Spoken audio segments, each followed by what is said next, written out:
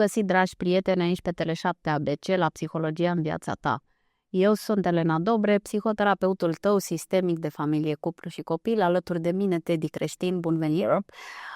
Teddy, în seara aceasta am pregătit noi pentru oamenii de acasă să vorbim despre acea neputință, și anume atunci când oamenii nu știu ce vor și simt că nu mai pot. Da?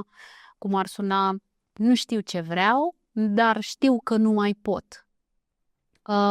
Acea senzație de oboseală a sufletului mai degrabă, pentru că ei fizic pot face lucruri, dar își dau seama că sufletul lor nu mai poate și prin acest aspect nicio direcție de a merge înainte, să facă lucruri așa cum o făceau înainte. Și nu de puține ori noi am auzit de burnout în cabinetele noastre.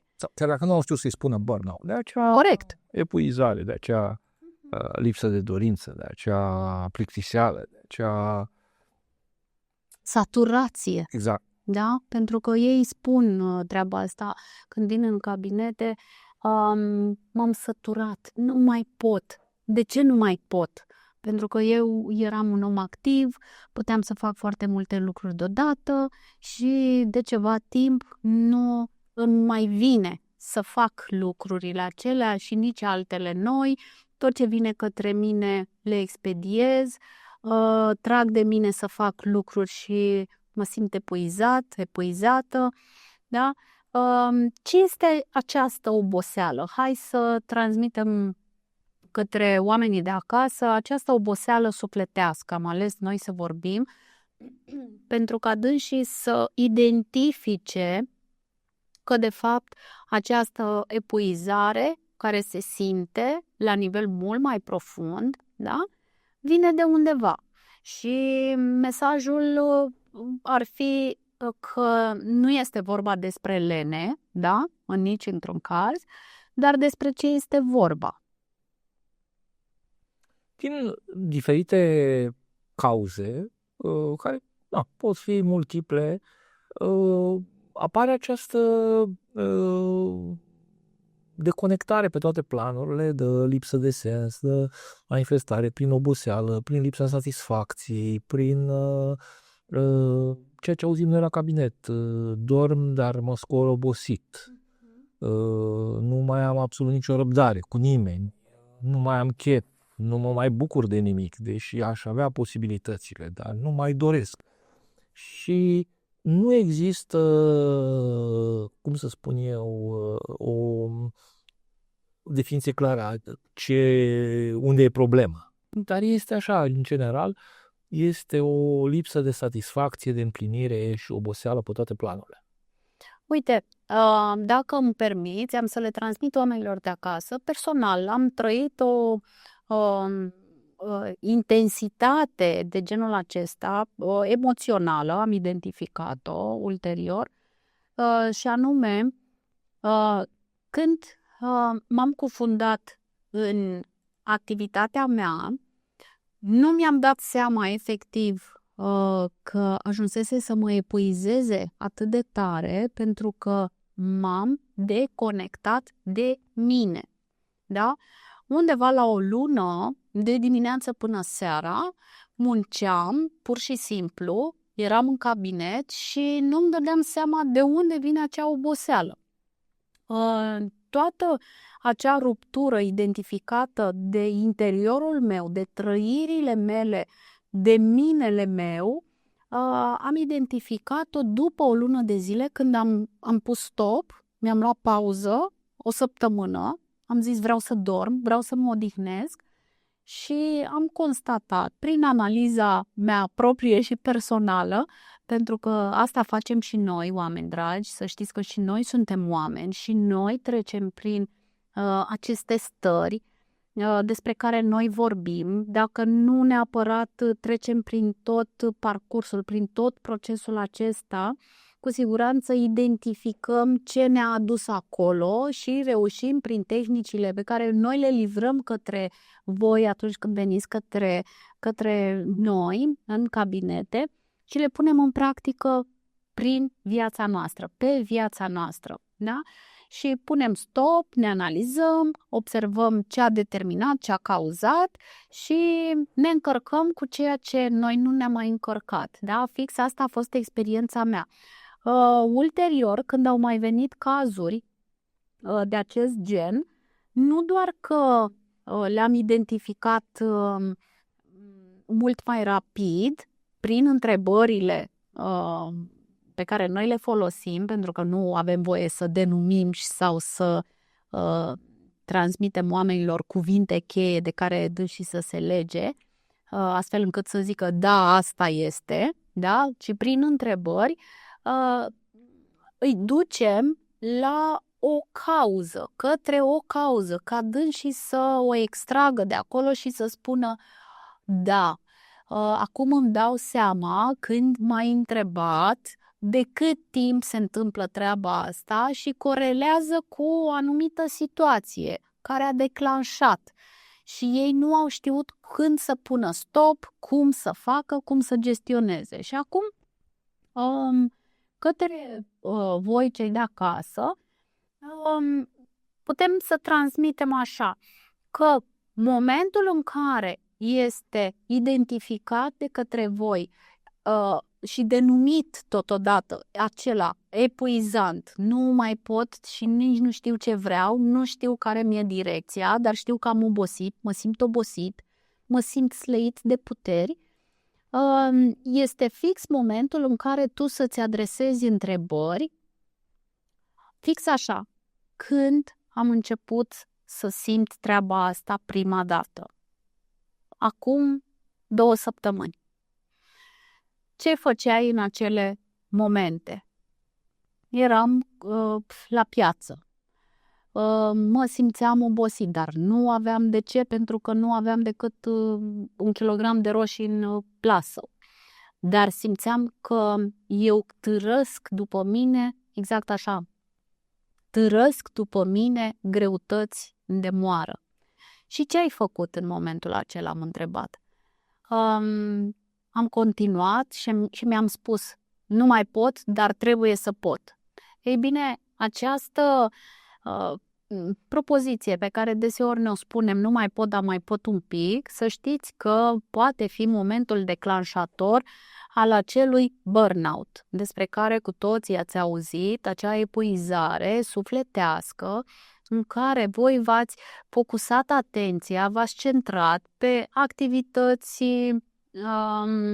de serviciu, activitățile de muncă sau activități în afara sinelui vostru și nu ați mai dat atenție sufletului vostru, dorințelor voastre de a face o baie caldă, de a citi o carte, de a face o pauză pur și simplu să servești un ceai la o terasă sau să mergi într-o cafenea sau să petreci weekendul mai știu eu unde.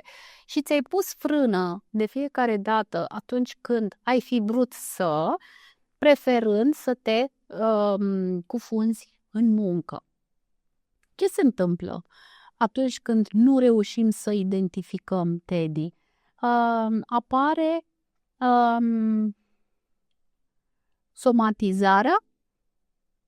Absolut, când apare somatizarea este proiecția acestor probleme. Problemele sunt într-un stadiu destul de avansat. Și atunci, bineînțeles, corpul nostru ne vorbește prin somatizare. Dar Cum poate vorbi? Să înțeleagă oamenii de acasă. Ce înseamnă somatizarea, de fapt? Exact ceea ce am spus noi până acum, acea oboseală, acea lipsă de satisfacție, acea lipsă de împlinire, acele... Poate apărea printr-un diagnostic? Da, pot să apară dureri de cap, migrene, pot să apară foarte multe lucruri care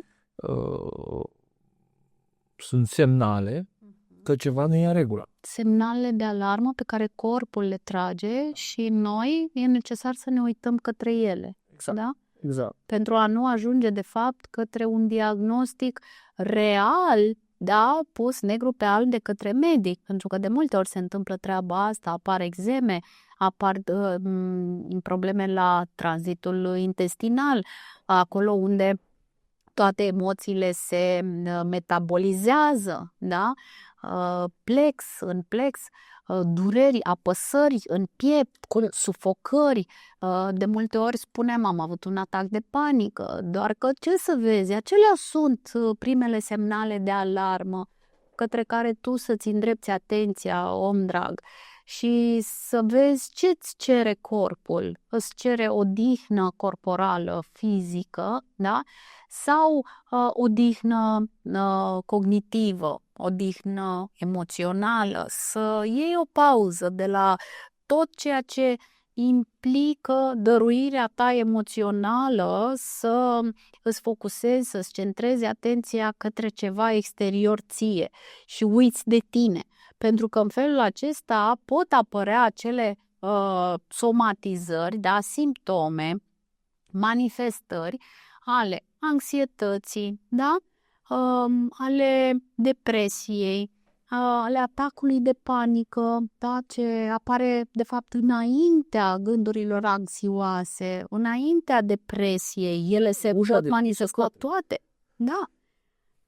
Și atunci, mesajul central către oameni, care să fie? Că l-am pus pe cine în față? L-am pus pe trebuie să fac pentru exterior, da? Că așa mi se cere, că așa îmi cere societatea, că așa îmi cere șeful, că așa îmi cere familia, că așa îmi cere partenerul. Că o mare parte din viața noastră este pe pilot automat. Și nu are nici cum să fie, pentru că, gândiți-vă, foarte multă lume parcurge, nu știu, în trafic, indiferent cu ce mijloc de locomoție vine, nu știu, jumătate de oră, 3 sferturi de oră, o oră. Multe din obiceiurile noastre legate de job merg pe pilot automat. Verifica aia, faia, deja știm, trebuie să le îndeplinim și atunci ele merg pe pilot automat și multe lucruri după, din nefericire, referitoare la petrecerea timpului liber, merg iar pe pilot automat, pentru că există în viața fiecare obligații sociale, familie, prieteni și vine, păi, nu știu, duminică facem grătar. Păi da, dar poate eu nu vreau să mănânc nimic greu și poate aș fi vrut să stau împreună cu gândurile mele și să mă duc la pescuit sau copiii trebuie să meargă acolo și acolo și primează pentru că ei sunt în dezvoltare. Și atunci observăm că o mare parte a vieții deja este pe pilot automat și cu ghilimele de rigoare nu ne mai aparține. Se derulează așa ca un film, chiar și pe distracții. Când ajungem obosiți acasă, ce face? Hai să vedem ce mai este pe Netflix. Deci este o alegere foarte proastă cu foarte puține filme bune. Dar noi mergem pe pilot automat, ne trântim în fotoliu și ne uităm la un film. Deși nu găsim cele mai bune filme și nu, dar așa am fost învățat chiar și când avem o clipă de relaxare, când putem să facem ce vrem noi, nu dorim să, nu știu, să ne uităm pe net, să vedem ce filme sunt cele mai bune, poate vedem ceva nou dintr-o țară exotică, cinematografia indie, poate vedem, nu știu, ceva deosebit, nu. Ne așezăm și luăm opțiunea cea mai simplă.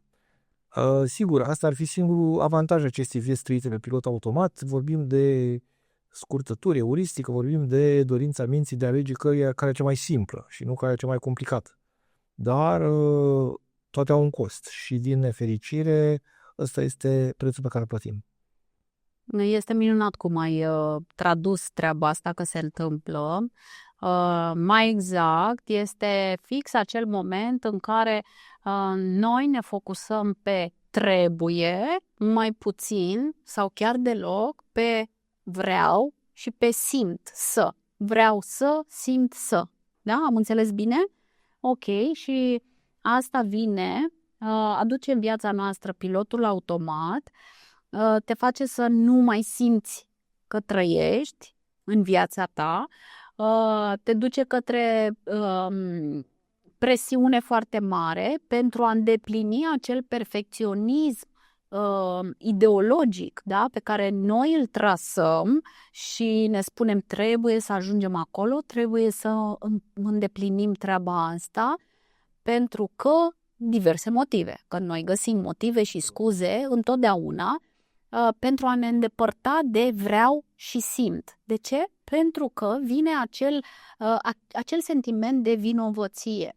Nu merit să îmi iau o pauză, nu am voie să pun stop. Sau de vinovăție, sau pur și simplu nu dorim lucruri noi și lucruri mai complicate, să experimentăm, adică ai vrea să, nu știu, ajung acasă, poate am auzit că, nu știu, la Teatrul Național este o piesă foarte bună, da, dar costă bani, timp, efort, trebuie să scoatem mașina. Nu mai bine ne uităm noi din nou la ce știm, luăm iar televizorul la telecomanda televizorului și poate ar fi fost mai interesant să explorăm o lume nouă, live, să fim parte din acel spectacol, dacă am auzit niște lucruri atât de bune despre el, chiar cu riscul de a fi o dezamăgire față de ceea ce noi ne credeam. Pentru că nu întotdeauna există o garanție a satisfacției, dar implica mult mai mult explorare, curiozitate, lucruri noi, dar sigur că de multe ori comoditatea învinge. Da, știi, Teddy, că se întâmplă foarte des ca noi oamenii să fugim de fapt de esența noastră care se manifestă prin scoaterea la suprafață a unor emoții, a unor trăiri, cu o intensitate atât de mare uneori încât fugim din acea zonă și ne cufundăm în acel trebuie, da? Și acționăm, doar că nu ne dăm seama că acționăm fără sensul de a fi, de a trăi, de a simți, tocmai pentru că undeva într-o altă situație am văzut, am auzit sau am simțit, am trăit pe pielea noastră că atunci când faci lucruri cu simțire, vine ceva rău. Poate că o experiență neplăcută, văzută sau auzită, da? Sau chiar trăită de noi înșine, ne-a determinat în călătoria noastră spre etapa de adulți să fugim de acest vreau și simt, da? Tocmai pentru ca nu cumva să reapară cineva sau o situație care să facă apel la nepriceperea noastră. Nu vezi că ai făcut treaba aia și te-ai cufundat emoțional, astfel încât ai ajuns să fii batjocorit și luat de prost, luat de fraier, știi? Că auzim treaba asta. Uneori, ca mecanisme de apărare, întâlnim și faptul că aceasta s-a transformat în sarcasm, în cinism, în oameni care, dacă le propui absolut orice, hai să facem ceva nou decât să mergem să ne uităm la televizor, hai să hrănim animalele la grădina zoologică. Niște animale în captivitate, ce primesc mâncare, cu ce le influențează dacă mănânc eu să le hrănesc? Păi ne uităm la ele, cum? Păi nu, ne uităm la vecinii noștri și ei au grimase și de ce e rost ar să mai mergem să ne uităm la grădina zoologică la ele? Sau chiar când își aleg că și în aceste ai varianta de a te așeza în fotoliu și a urmări un film convențional sau să te întrebi, hai să vedem ce film au luat Oscar în 1940 ca să ne diversificăm, să căutăm filme vechi, să vedem diferite, dar nu apare această blazare, cu ce schimb ceva, tot aia este, lasă-mă în pace, Fugă. nu merită efortul. Da, eu asemăn cu o fugă de emoțiile noastre, de trăiri care sunt în strânsă legătură, exact cum am spus mai devreme, cu o situație trăită, da? Unde partea emoțională, când a fost implicată, a fost conectată cu o situație neplăcută, cu ceva ce acea persoană a primit, implicată fiind prea mult emoțional, a primit sarcasm, da? Critică, Exact, în moment de mici copii chiar. Exact, au vrut să, nu știu, să-și ia un animal, să-l îngrijească sau au hrănit niște animale mici sau și-au dedicat timpul pentru, nu știu, a îngriji grădina sau pentru a face ceva, de câte ori au făcut ei ceva cu mâna lor, nu știu, au pictat ceva, au sculptat ceva. Au făcut-o cu bucurie. De câte ori nu au primit un val, un ocean de critici, de sarcasm, de cinism, din partea unor părinți care sau bunici, adulți sau unor prieteni care la rândul lor și ei au trecut prin aceeași școală a cinismului, a plictiserii, a scurtăturilor, a lipsei de validare, exact. Încurajare. Exact. Da? Și atunci au transmis mai departe ceea ce și ei știau sau ceea ce li s-a făcut lor. Atât au făcut. Atunci, exact, menținem din generație în generație. Este greu de văzut unde este echilibru. Adică, într-adevăr, nu putem spune că orice idee a copilului nostru, noi îl încurajăm și suntem alături de el și indiferent cu ce idee nerealistă vine. Dar una este, chiar dacă cumva dorești adică încerci să-i demontezi această idee, una este să o demontezi prin întrebări, printr-un dialog, printr-un schimb de opinie, în urma căruia își dă seama de anumite adevăruri, și una este să, efectiv, să tai din rădăcină prin cinism, sarcasm, blazare, eventual furie, eventual și atunci practic nu distrugem doar ideea pe care noi am dorit să o înlăturăm, distrugem și stima de sine, distrugem și creativitatea, curiozitatea și motivația, distrugem toată flora. Ne-am vrea țintit să-i spunem că ideea de a se duce, de a deveni explorator în Africa sau medic să vaccineze populația Africii este mai greu de pus în aplicare, dar distrugem o întreagă paletă de talente care a înconjurat acea idee. Și până la urmă, poate pentru un copil de 4 ani este lăudabil că dorește să exploreze Africa sau să vaccineze toată populația împotriva tuturor bolilor. Ok, bun. Mi-a venit în minte un caz care mi-a venit în cabinet și n-am cum să nu-l menționez, prieteni foarte buni. O familie generoasă, da, ca și număr, venită în cabinet cu dorința de a-l face pe copil să-și dorească să facă lucruri mărețe, lucruri mai realiste, nu vise. Da? Haideți, doamna Elena, faceți dumneavoastră ceva. Păi cum să fac eu ceva? Bagheta magică este lipsă, este safe. Hai să vedem cum putem face treaba asta împreună. Da? În ședințe de terapie de familie am cercetat pas cu pas, cu foarte multă răbdare, pentru că este vorba de a pune în practică toate abilitățile noastre de adulți, nu neapărat de părinți, bunici, da? Sau mai știu eu ce înțelepți, doar că dacă nu avem răbdarea necesară pe tipologia cognitivă și emoțională a acelui copil, nu vom ajunge prea curând către sursa ce a provocat, cauza, da? Ce a provocat aducerea în scenă a lipsei de a vedea mai realist. Da? Și atunci am ajutat adulții, părinții și bunicii, să adreseze întrebări copilului visător, da? Și a venit cu un exemplu băiețelul, foarte haios și dornic să experimenteze și să exploreze, cu dorința de a crește struți. Da, poate acum dacă ne aude, cu siguranță se va amuza.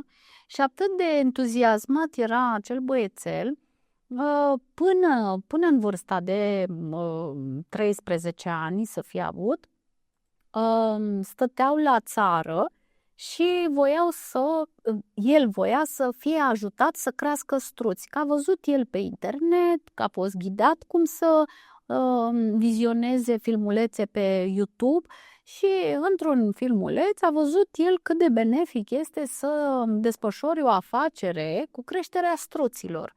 mi s-a părut atât de interesantă abordarea, pentru că nu se întâmplă foarte des să-ți vină în cabinet această dorință apărută din partea unui copil. Da? Și i-am rugat pe adulți, era bunica, bunicul și mama, și i-am rugat să fie atenți doar și să nu intervină. Chiar dacă copilul era de față, i-am rugat, imaginați-vă că vizionați un film și vă uitați la doi oameni, da? La mine și la băiețelul vostru, cum avem noi o discuție. Vă rog să rețineți cum manifest eu interes vis-a-vis de ceea ce el îmi transmite. Vă rog să urmăriți cum îi adresez întrebări pentru ca voi acasă să reușiți să puneți în practică o astfel de dinamică. Tipul acesta de conversații care să îi trezească dorința de a vedea ușor realist. Atenție, oameni buni! Și mi-aduc aminte așa, când l-am întrebat, dar ce te-a făcut să-ți dorești să crești struți? Păi m-a făcut să îmi doresc treaba asta, că struții fac niște ouă foarte mari. Bun, și de aici crezi că se va sătura toată familia, nu? Eu foarte curioasă, da? Să-l determin să-mi răspundă deschis, să-mi spună el, oare ce a gândit? Și de aici adulții din viața unui copil să privească cu curiozitate, să adreseze întrebări cu multă curiozitate, pentru că în felul acesta îi transmiți copilului interes. Pe tine chiar te interesează ce a scos el pe gurița lui acolo, da? Nu vreau să mâncăm ouăle, dar ce vrei să faci cu ele? Dacă sunt atât de mari, păi sunt mari, dar ele sunt și scumpe, știți? Și zic, serios? Cum ai aflat treaba asta? Ajută-mă să înțeleg. N-am știut că o să... Da? Este important și importantă poziționarea ta ca adult în relație cu un copil atunci când ești într-o conversație de acest gen. Să nu te dai tu a tot știutorul, că știi, da, știu, normal că sunt scumpe, au aur în ele, da? Să-i spui tu toate caracteristicile acelei descoperiri, da? Și să nu-l lași pe el să-ți spună cu cuvintele lui. Tu doar să fii acolo alături de el, să-l ghidezi către acea realitate. Pentru că dacă tu îi dai din prima răspunsurile tale de adult, fără să-l lași pe el să-ți transmită, da, realitatea lui, văzută prin ochii lui, îl amputezi. Prin sarcasm, ce știi tu? Cum să crești, domne, struți? Da? Pentru că bunica asta îi transmisese. Haide, mă, Elena, acum, după câteva ședințe, mă, Elena, o ține una și bună. I-ai mai cântat și tu în strună. Deci am primit treaba asta. Și zic, da, să știți că pe mine chiar mă interesează. Oare cum a ajuns el să-și dorească treaba asta? Cu siguranță se ascunde ceva acolo frumos în gândul pe care el l-a avut. Ușor am făcut un calcul. Cum ajunge el să facă o fermă de struți? Și am luat-o pas cu pas și l-am întrebat, oare de ce am avea nevoie? Dacă m-aș băga și eu cu tine în afacerea asta, este o afacere? Vrei să faci bani din acele ouă de struți? Oameni dragi, fiți curioși cu copiii voștri, pentru că dacă îi lăsați așa, amputați, cu toate lucrurile știute de voi și le retezați, le tăiați aripile, le tăiați elanul către realitatea de mai târziu. Deocamdată lăsați-i să zboare cu gândul. Doar nu procurau ei. Evident, se pot pune întrebări realiste de genul, păi și ce știi despre struț? Și cum crezi că ai să... Dacă și cum exact asta am făcut. Sunt probleme exact de, nu știu... S-a interesat cu cât se vinde. Postire. Da. Cât trăiește. Nu se vor adăposti. De câte ori face ouă la câte zile. Cam cât consum, că alea le vinzi tu, da. Până le vinzi, Cât consumă struțul? Ce vârstă trebuie să aibă struțul? Exact. Chiar dacă la sfârșit se va ajunge la concluzia că nu crește în struț, dar nu Să ajungă el. în retezarea exactă a ceea ce ai, mă, ce idee tâmpită. Uite, îți spune bunica care a crescut găini, lasă-mă cum să... Și atunci ai distrus tot universul. Sigur, nu calci cu tancul universului și după aceea spui că copilul n-are nicio inițiativă. Păi n-are, că la 5 ani când a vrut să ai râs de el, la 10 ani când a dorit să se facă Astronaut? da, sau a vrut să se facă pompier, ai râs de el. Da. Și nu a avut loc o discuție, nu a avut loc, nu. Și atunci, deodată, la 18 ani, păi dar nu prea nimic să facă. Nu are direcție. El face săracul, că știe, uite, produce, dar parcă n-are vlagă în el, că am mai auzit și treaba asta. Parcă n-are energia aia de tânăr. Păi eu la vârsta lui... Iar noi o să avem, adică sper să avem, nici nu știu cât, cred că un ciclu de emisiuni referitor la depresie. Dar ideea este să nu ajungem la depresie. Pentru că asta este poarta către depresie. Depresia este ca și cum, nu știu, noi avem aici un eritem sau o erupție și nu o îngrijim, dar când avem escare pe tot corpul, mergem la medic. Atunci o capăne. Cam asta este depresia. Depresia este momentul în care tot ce am descris până acum a intrat în tranșee și e de luni sau ani de zile acolo și a săpat. Și omul vine în depresie, care este o afecțiune foarte, foarte grea, dificilă și complexă, și spune ce mă fac acum. Păi nu, că nu ai ajuns acum. Dacă discutam cu 5 faze înainte, lucrurile erau mai simple. Acum este, cel puțin în cazul depresiei, este un acum complicat. Târziat. Dar nu este imposibil, Teddy, da? Hai să nu tăiem nici noi aripile la rândul nostru. Exact. Totul se poate regla din înțelegerea acestui sens, cum am spus tu, este practic lipsa de sens. Și el nu apare așa peste noapte. Și dar toți au citit cartea lui Viktor Frankl despre sensul vieții, în căutarea sensului vieții, și este foarte important să regăsim acel sens, pentru că împreună cu acel sens revine și pofta de viață, vitalitatea, lipsa oboselii, nu lipsa oboselii, oboseala normală, simțim și nevoia să dormim, dar ne spulăm și continuăm ceea ce facem. Cu normalitatea și bunul simț, adevărul, minciuna, astea sunt cam relative, da? Da, oboseala fizică. Exact, oboseală fizică, punct. Care, și atât. Exact, care după câteva ore de somn trece și ești nerăbdător să revii la viața ta. Nu ești nerăbdător să mai tărăgănezi de ce ai dormit. Bucuriei de a face. Exact. Da? Și atunci noi trebuie să căutăm aceste sensuri, sau noi, dacă vine în cabinetul nostru. Da. Pentru că noi ne-am găsit sensurile noastre. Să-i ajutăm pe oameni. Exact, să redescopere sensul. Și sensul unde? În tot ceea ce fac.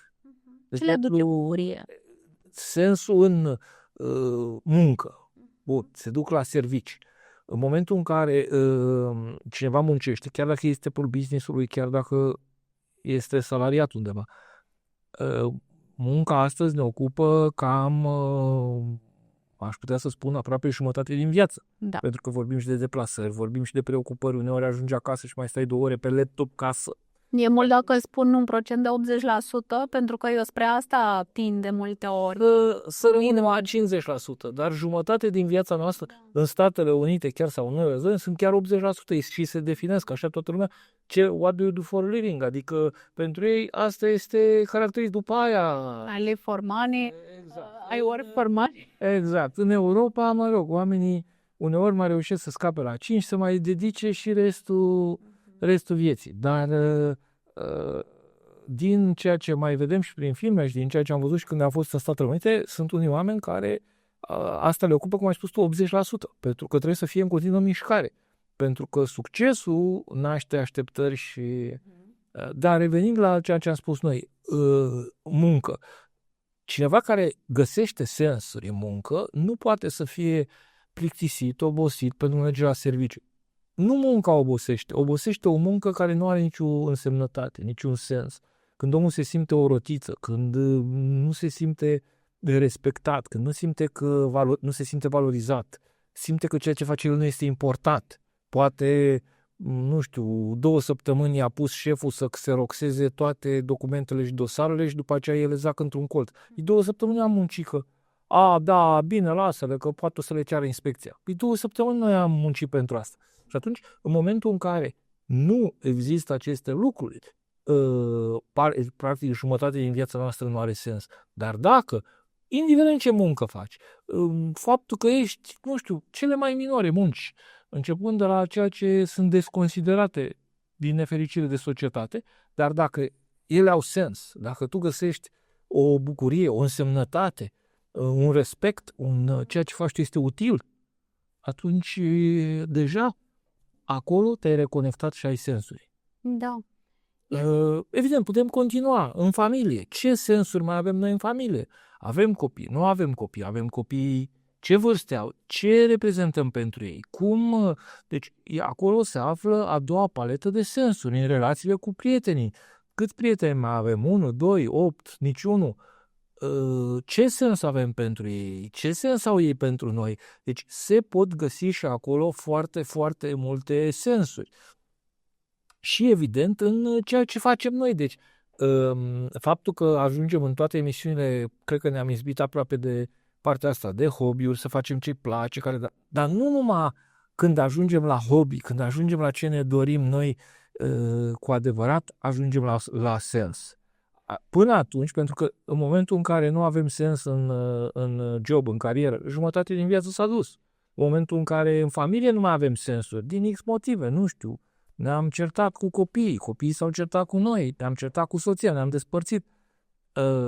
Iar o parte din viața noastră se duce. Deci nu ne putem trăi doar viața faptul că am un hobby, care tenisul. Doar când joc tenis, atunci trăiesc.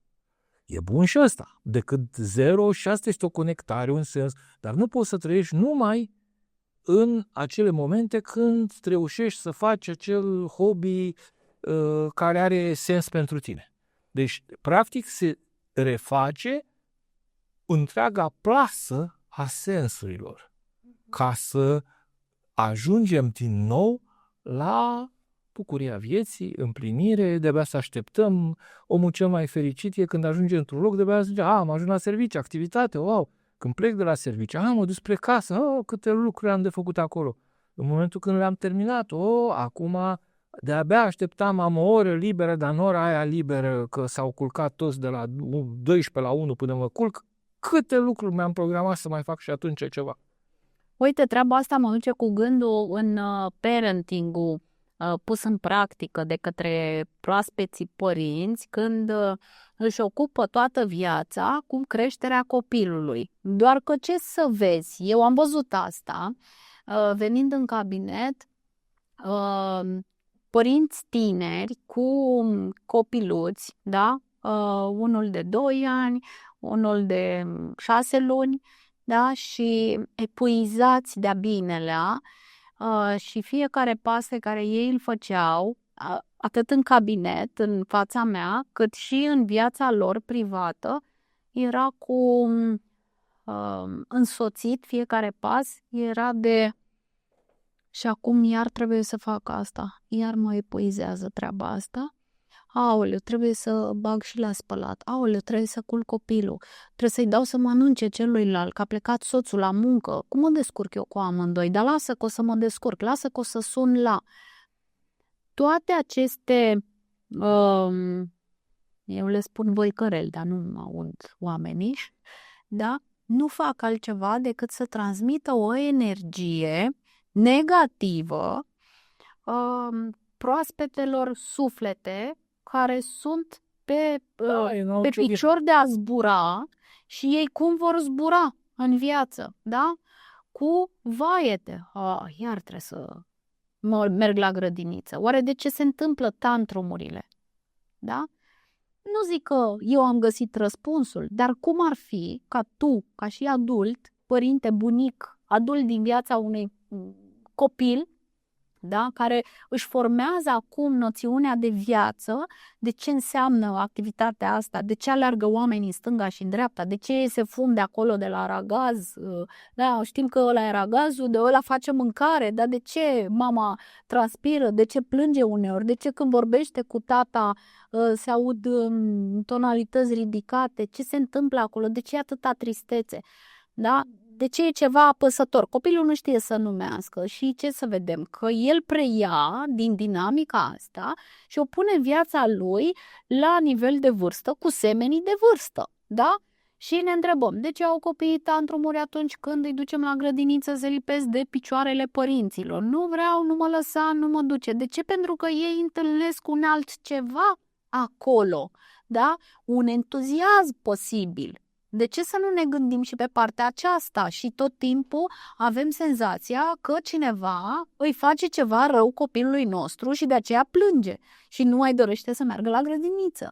Există. Eu personal am descoperit treaba asta. Foarte greu am depistat, pentru că părintele nu avea cum să știe de acolo este, pentru că eu duc o zi întreagă cu foarte mare greutate, făcând slalom prin jobul din fața calculatorului acasă, că lucrez de acasă, și creșterea celor 3 copii. Chiar dacă cel mare este foarte mare și își încălzește singur mâncare, dar dacă nu am apucat să fac mâncare, orbecă-i prin casă. Și mă simt vinovată că nu am reușit să fac mâncarea la timp. Și mă simt hăituită, da? Din toate părțile, că toată lumea vrea câte ceva de la mine. Și toți copiii aceștia trăiesc într-o dinamică plină de presiune, de apăsare. Da? Și atunci, cum să aibă entuziasm? Pentru că ei n-au văzut nici la mama, nici la tata. Au și nativ, dar l-a fost tăiat. Un copil se naște cu entuziasm, dar dacă acel entuziasm este tăiat. Și pot să dau aici un simplu exemplu. Dragi părinți, în momentul în care voi mergeți în părculeț cu copilașii, înainte, deci este antepremergător acțiunii respective din părculeț, hai să ne jucăm cu lopețica la nisip, până acolo nu-ți târăști copilul, îmbracă-te cu ce-ți spun eu, hai mai repede că ne prinde soarele, ți-ai luat găletușa, nu mă mai întorc acum. De ce să... Toate aceste lucruri, dacă ele vin într-o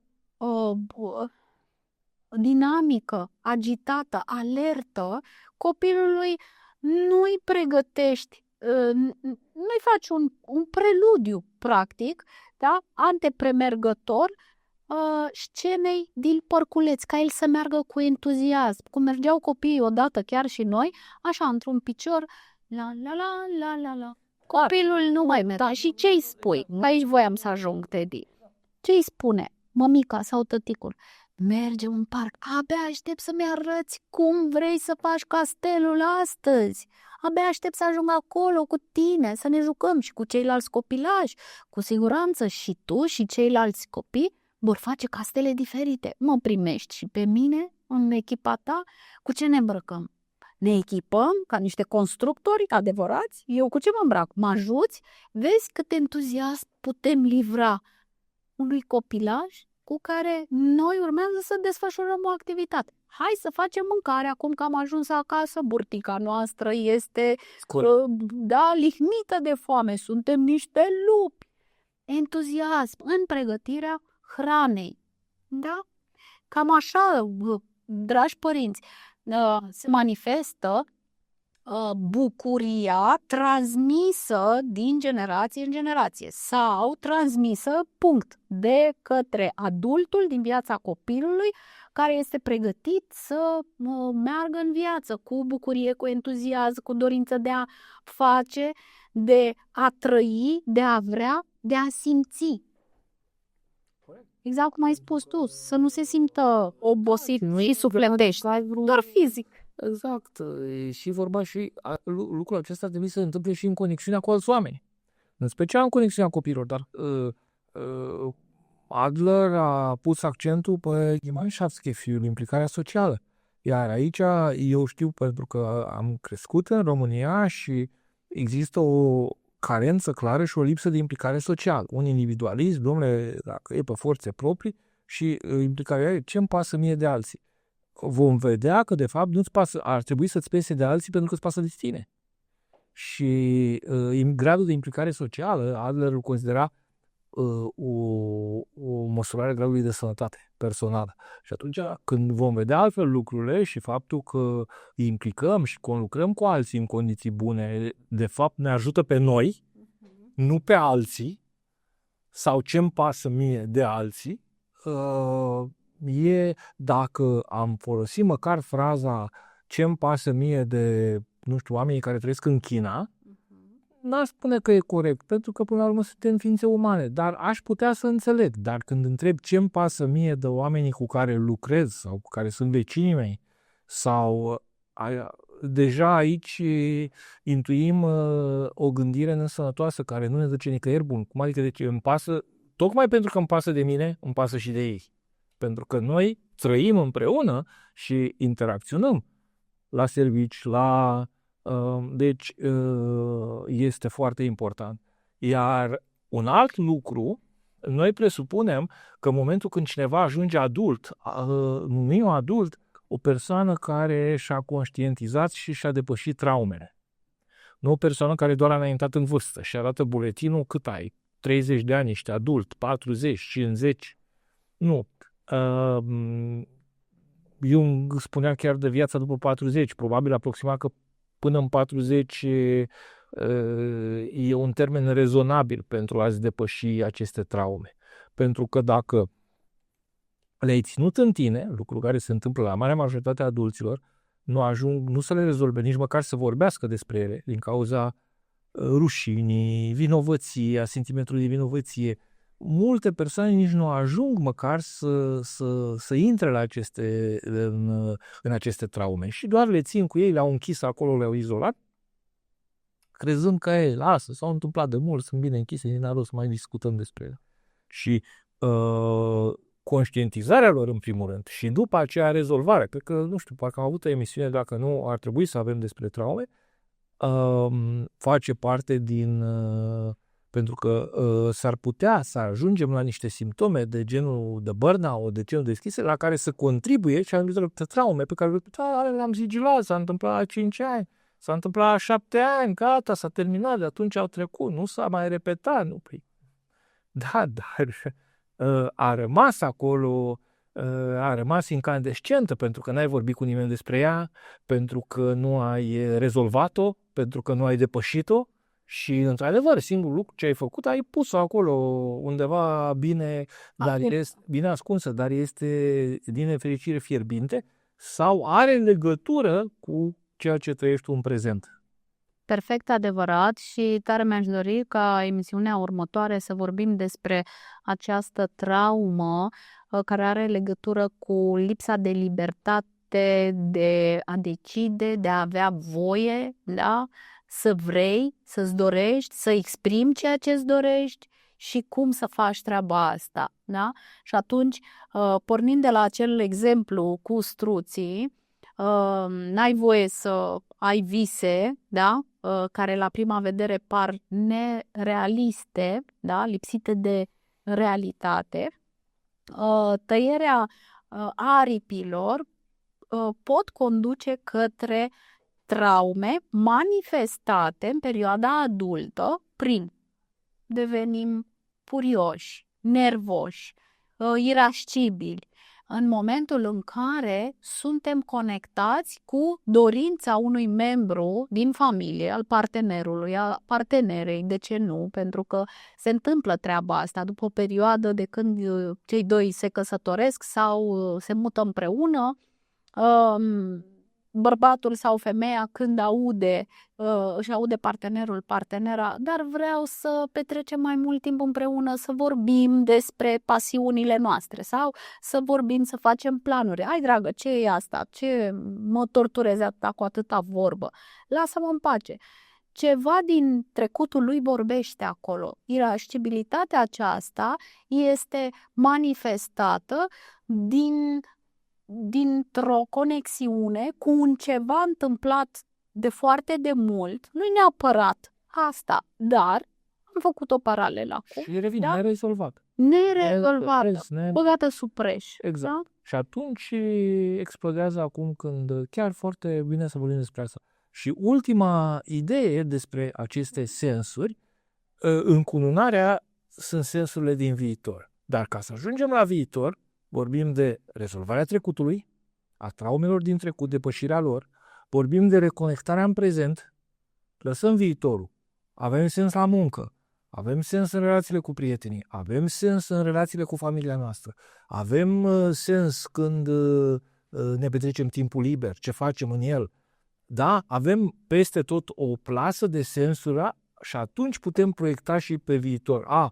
Vreau ca să economisim toți banii ca să facem o croazieră de 2 luni, ce frumos va fi, ce entuziasm, pentru că asta aș vrea să facem noi cu resursele noastre, de-abia aștept să ne facem un solar unde vom crește roșii, dar e visul nou să-l ansamblăm și să mă uit la roșii, ce frumos cresc, dar în momentul când avem trecutul și prezentul rezolvat, putem extrasens ce vrem în viitor. Cu ce avem noi acolo, o lună, în vară, ce vrem să facem cu ea? Păi stai puțin, că o lună aia vreau să mergem să pescuim. Bun, mergem să pescuim, o să mergem în cele mai frumoase bălți din România, unde sunt cei mai frumoși pești și putem să proiectăm sens și pe viitor. Dar partea de viitor este încununarea, merge foarte bine la copii, vei sta întrebat ce vrei să faci tu când vei fi mari. Și atunci să-l stimulezi să-și creeze talentele, pentru că uneori va spune, vreau să fiu, nu știu ce, jucător de tenis.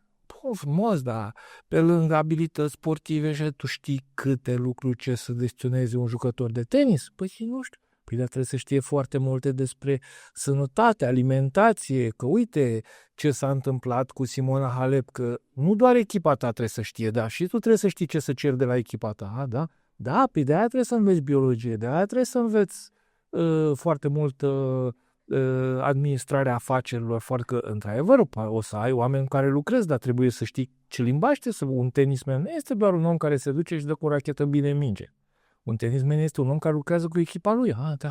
Da, și de aia ai nevoie de matematică. Pentru că, și de aia ai nevoie de... Și îl pui punând de acel vis, voi juca tenis, îi dai și, pentru că foarte multă lume trebuie tenis, vreau o rachetă și o minge și să mă duc la tenis, cu asta trebuie.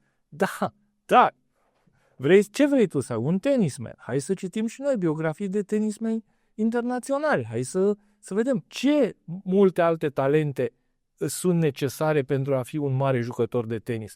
Cu ocazie cu care descoperă că are nevoie și de matematică, are nevoie și de fizică, are nevoie și de chimie.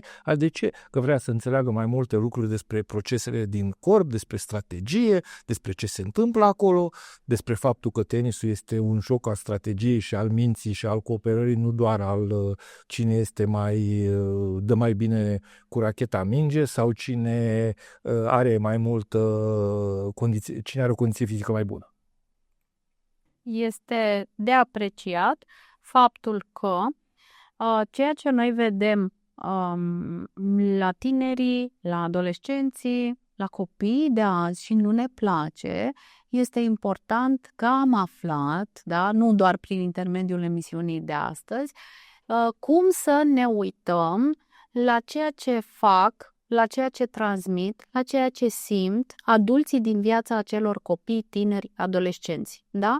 Pentru că aripile sunt construite de către adulți, iar viitorii adulți de mâine sunt copiii de azi, în care noi, cu adevărat, trebuie să depunem, să intervenim în viața lor ca un ghidaj, da? Sănătos, plin de răbdare, de curiozitate, de entuziasm, pentru a le construi real aceste aripi, ca ulterior ei să devină acei adulți care își doresc, care sunt motivați, care trăiesc intens, cu bucurie, fiecare palier din viața lui. Da?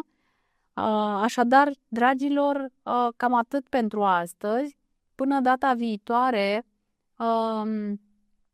vă îndemn să fiți blânzi cu voi pentru a putea auzi oamenii din jur real, nu pentru a-i eticheta, ci pentru a vă ajuta voi pe voi să-i înțelegeți, să le înțelegeți acțiunile, pașii, reacțiile și să observați atunci când sufletele de lângă voi obosesc, nu corpurile lor, și să fiți alături de ei așa cum sunteți alături de voi înșivă, de sinele vostru, cu răbdare, cu blândețe, cu iubire de sine.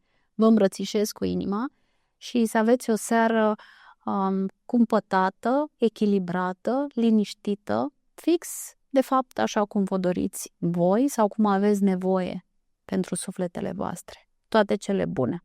O seară bună!